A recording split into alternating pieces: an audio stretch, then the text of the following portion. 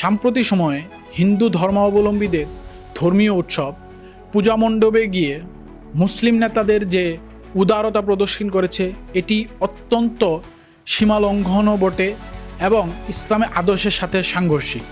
আমরা সকলেই জানি পূজা একটি শিরক, আর এই শিরকের আস্থানাতে গিয়ে মুসলিম নেতাদের লাগামহীন বক্তব্য এটি অত্যন্ত লজ্জাজনক এবং দুঃখজনকও বটে।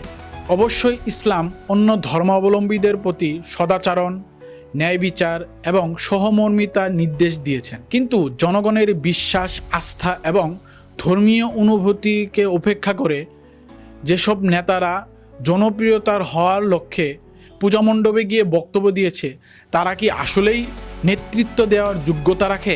প্রশ্ন রইল আপনাদের কাছে। আপনাদের বোঝা উচিত ছিল, যদিও রাজনৈতিক স্বার্থসিদ্ধির জন্য এসব কর্মকাণ্ড করে থাকেন, মুসলিম জনতা কখনো এইসব কর্মকাণ্ডকে মেনে নেবে না। মুসলিম নেতারা যদি মুসলিম উম্মার সত্যি প্রতিনিধিত্ব করে থাকে তবে তাদের উচিত কোরআন সুন্নাহর আলোকে নিজেদের অবস্থা পরিষ্কার করা।